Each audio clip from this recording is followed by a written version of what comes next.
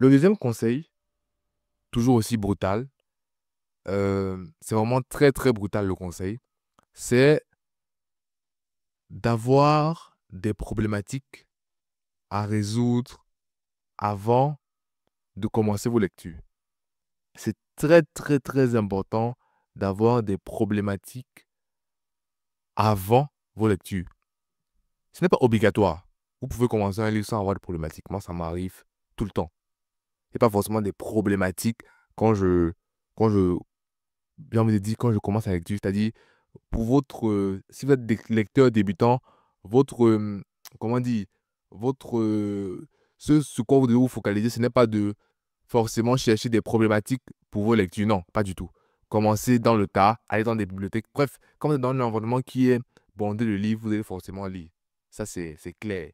Donc, vous êtes ce que votre environnement est tout simplement. Donc, pour revenir aux problématiques, le fait d'avoir des problématiques à l'avance, fait que vous prenez conscience de l'ampleur du travail que vous avez à faire. Je vous prends un exemple. Vous avez un rapport, vous travaillez dans une entreprise et vous avez un rapport, vous êtes dans le volet marketing de l'entreprise. Vous avez un rapport de 400 pages qui arrive sur votre table, que vous devez entièrement lire pour comprendre la stratégie marketing de l'entreprise. Donc, dans le rapport, vous avez l'historique, ce qu'on va faire, ce qu'on a fait, ce qu'on est en train de faire et ce qu'on apprivoise de faire pour l'avenir. Donc, vous avez la stratégie antérieure, actuelle et la stratégie future. Vous devez tout lire pour comprendre l'entreprise. Et donc, vous avez une problématique à avancer de comprendre ce qui est. Vous savez que vous devez tout parcourir en globalité. Donc, ce qui fait que vous avez pris l'ampleur de la chose. C'est votre travail. Votre travail, bien sûr. Si vous ne travaillez pas, vous ne mangez pas. Bref, il y a pas mal de, comment dire, de facteurs qui font qu'en fait, vu que vous avez pris l'ampleur, vous allez prendre le livre beaucoup plus au sérieux.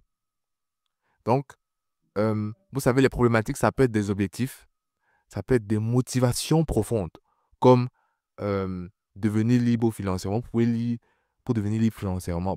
Ayant avec pour objectif de devenir libre financièrement, ça peut être le fait de vouloir investir votre argent en bourse, par exemple. Plus c'est spécifique, pardon, mieux c'est. Plus c'est large, moins c'est. Je précise encore. Plus c'est spécifique, mieux c'est. Plus c'est large, moins ça l'est. Plus c'est spécifique, mieux c'est.